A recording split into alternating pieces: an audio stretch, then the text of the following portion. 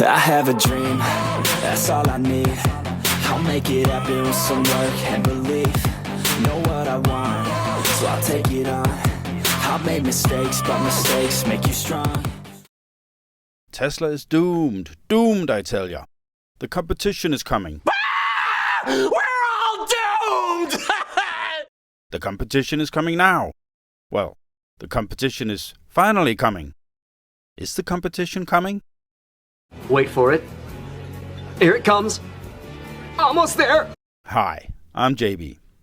I keep hearing that Tesla is doomed and that the growth story is over. This is a busted growth story. That's what Gordon Johnson keeps saying. In a nutshell, Tesla is essentially a busted growth story. Essentially, we see Tesla as a busted growth story. Essentially,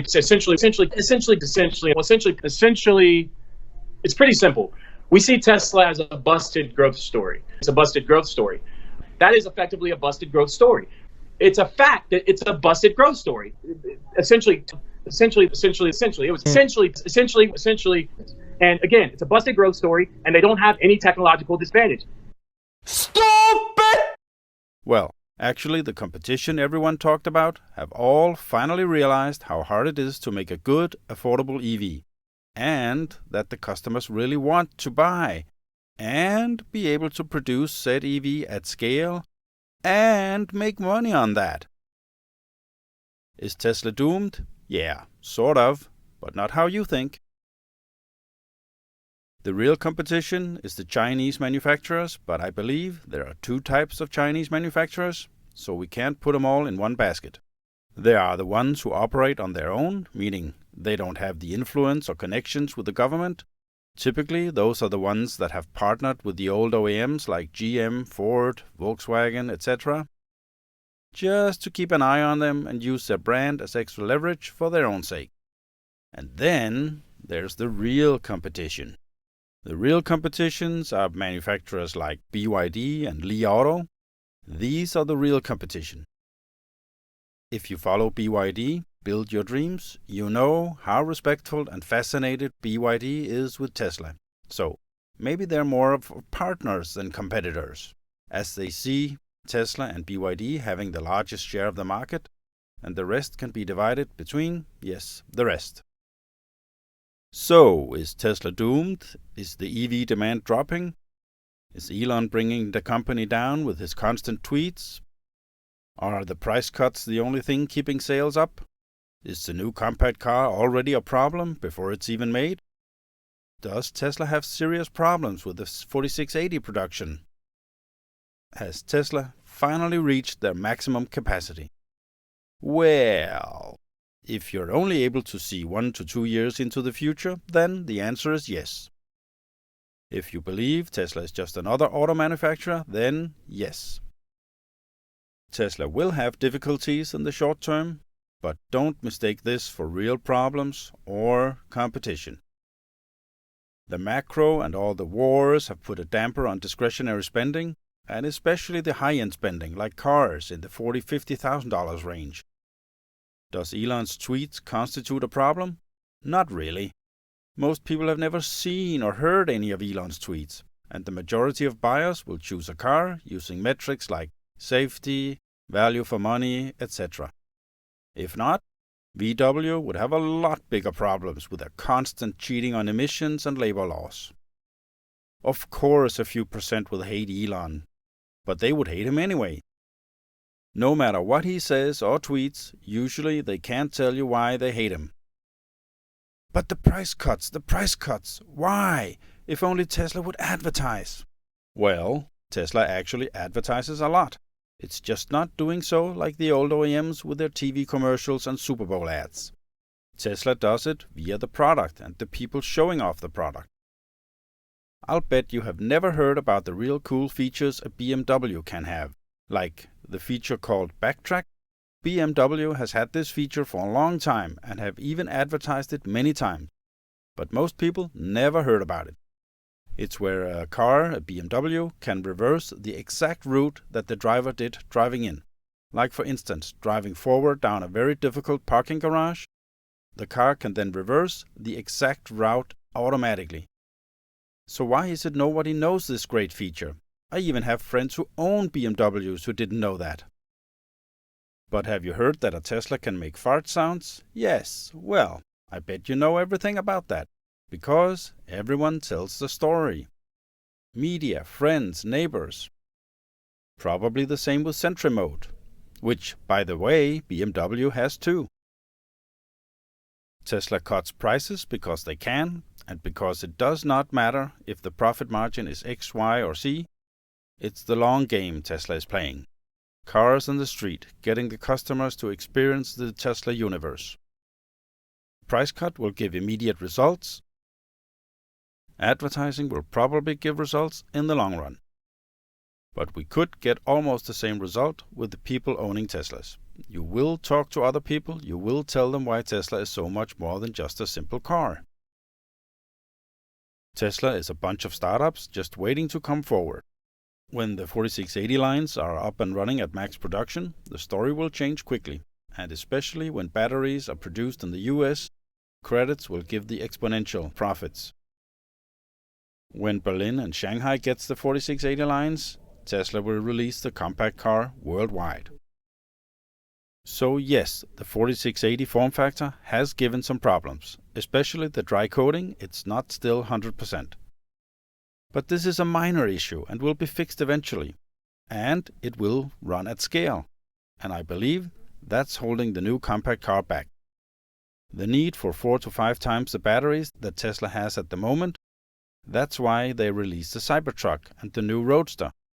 They need to have some new products for the press and the Wall Street guys, while Tesla are slaving away at the ramp of the batteries, which will give an exponential amount of sales of the new compact car. The energy business will continue to rise and may double every year until it eventually becomes more profitable than the car manufacturing business. Yes, more profitable than the entire vehicle business. Just look at the growth in energy storage deployed year over year, 125%. Superchargers increased 29%. And yes, these will be the future gas stations and will make Tesla billions. I won't mention solar, as I believe this won't make any contribution to profit for a long time. It's just a niche. The energy story is another story, however. As I mentioned, 125% growth year on year, with 14.7 gigawatt deployed in 2023, and with the new factory in China and maybe 2 to 3 others on the way in other regions, we are looking at a great growth story here too. The capacity of the Lathrop plant alone is about 40 gigawatts, but the total addressable market is supposed to be around 1.6 terawatts. Yes, that's 40 times Lathrop. In 2030, it's expected to be around 2 terawatt needed for energy storage, and in 2050, the combined need is estimated to be around 20 terawatt. That's 500 Lathrops. Of course, there are other players, but none have the software advantage that Tesla has for smoothing out the power delivery and the autobidder software. Then we have full self-driving and robotaxis. This is just a matter of compute and time. Until the AI conquers it, it's not about if, it's only a matter of when. And yes, it won't be immediate. There will be a transition period. But over time, robotaxis will be the standard and people driving themselves will be considered the outlier, or maybe even criminals endangering the people's lives. The only ones allowed to drive cars in person will be on farms or something like the way we use horses today, for sports and fun. Yeah, but all the others will get FSD too. Maybe, but no one has the cars with a computer which can perform the inference, so they will need a more powerful backend, they will need an internet connection with more bandwidth and speed, and they won't be able to scale this. This is actually a bigger deal than many realize. For true FSD to be working, you need a very large backend running the model itself, and a car to run the inference at all time, both communicating with each other. You need the sensor package, you need the data advantage, you need everything. This all requires a very large amount of compute at the backend, but also a lot of compute in the car. No other than Tesla has this. Which other company has 10,000 NVIDIA H100s clustered and running models for FSD? That is around 3 exaflops. Combine that with the Dojo version 2 and the projection Tesla has given, some believe that Tesla will have almost 300 exaflops in the middle of 2025. No one has the cars with that computing power. No one has the cars with that sensor suite. Remember, those computers need power too, and off-the-shelf compute won't be good enough. They require too much power. No one has the cameras, no one has the data, and no one has the backend to make it happen, or the software. They will all need to license this from Tesla. So, why am I bullish on Tesla and the future? Well, we just went through the near-term success Tesla will have. The next big wave will be the Tesla bot, Optimus, and I still believe we are seeing the beginning of the future and not realizing that what those bots can do. I urge you to see the movie iRobot and how robots can and will be used in the future, especially when each of them will have access to Tesla's AI, Grok, in the back end. So now you have the infinite knowledge presented in a robot you can talk to and who can actually perform the same tasks you can, or even more. But yeah, I'm getting ahead of myself. Let's forget that for a while and look into the value of Tesla with the things we know right now. If I use the numbers in my valuation sheet, it looks something like this. In 2030, I believe there will be around 8 gigafactories. I know Elon says 10. I think he's a bit optimistic, so 8 it is. They will probably have a ramp like I outlined in the sheet. Kind of exponential, so it's pretty good. My guess is based on the capacity of the current factories and add on for each of them. Especially Fremont will eventually have to be modernized a lot. And then the building of Mexico and 2 other factories, giving us a total of around 14.5 million cars a year in 2030. Well, Elon said 20 million cars, but again, I think he's optimistic and counting on there being 10 gigafactories. I still believe in 8 as possible and around 14 to 15 million vehicles in 2030, maybe 2032. I have split them into individual cars and factories. As I said, 8 factories. Fremont, of course, will be expanded and renewed and should be able to produce 1.2 million vehicles by then. Austin will be around 3.5 million. Berlin, 1 million, probably more. Shanghai will go to 2 million. Shanghai number 2, also 2 million. Mexico, yeah, I set it low at 1.5 million. Then we have a new factory not yet announced at 1.5 million, and we have another factory not announced at 2 million. This gives us a total of just below 15 million cars a year. And if you figure an average selling price of 32,000 and profit margin of 15, let's just say it's pure profit, then we have around 70 billion in profit. Now, let's focus on the vehicles themselves. I have calculated the S and X, maybe new versions of these, will be around 100,000 in 2030. Average sell price will be 75,000 with 25% profit. I know this is low, and especially when they get a facelift, a change again. The 3 and Y will be around 3.8 million with an average selling price of 35,000, 15% profit, and remember, we get a new Model Y end of this year. Then we have the compact car, will be almost 8 million and around $25,000 per car. I'm guessing there's gonna be a 10% hardware profit.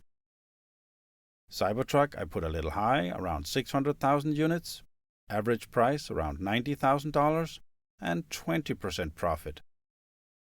Roadster 2.0, around 20,000 units, costing 150,000, probably gonna cost a bit more, and with a 40% profit. The Tesla semi-truck, 120,000, priced at $250,000, with a 25% profit. We have a van with 1 million units, costing around 35,000, with a 16% profit margin, and an unknown model. Don't know what it is yet, but it could be some kind of a delivery van, I don't know. around 1.2 million, costing $30,000 with a 10% profit. This gives us a total of 14,700,000 cars and a total revenue of almost 495 billions, with a 70 billion profit. That's around $33,680 average sale price per vehicle and around $4,775 in profit per vehicle. If we just looked at that alone, let's make it real simple and say that's our pure profit. That would give us 70 billion in profit divided by around 3.185 billion shares, giving us an earnings per share of $22.16. If we say that we could get around 25 PE, price to earnings ratio, that gives us a share price of around $554 a share. $554 a share, vehicles only, in 2030, with a 25 PE.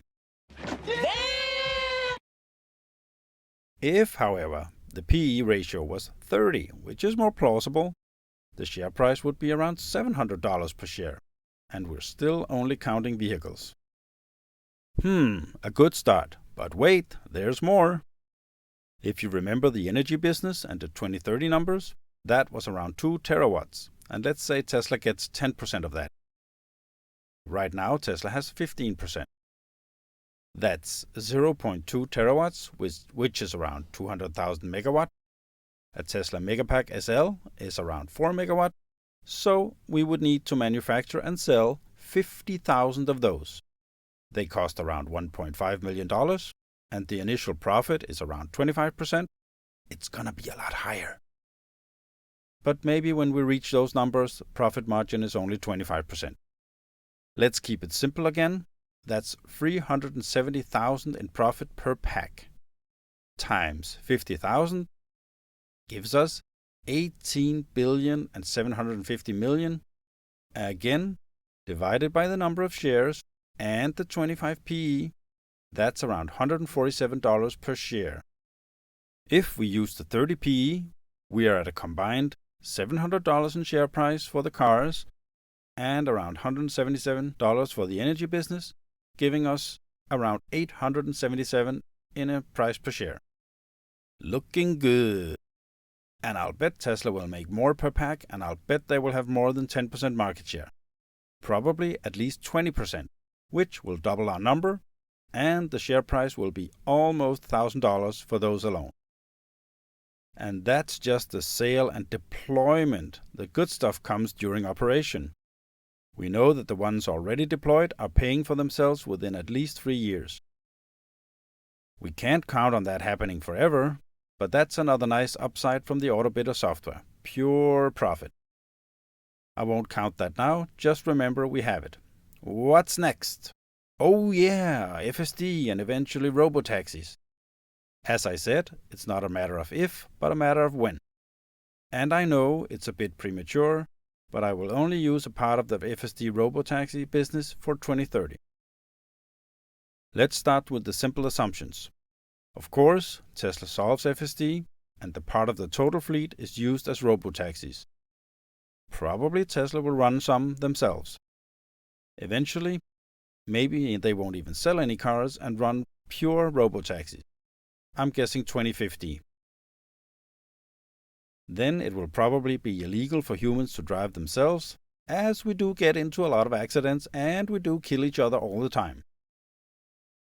As of now, Uber and Lyft have around 15 billion in revenue a year in the US. The normal taxis are around twice that. If we look globally, the total revenue is around 150 billion a year.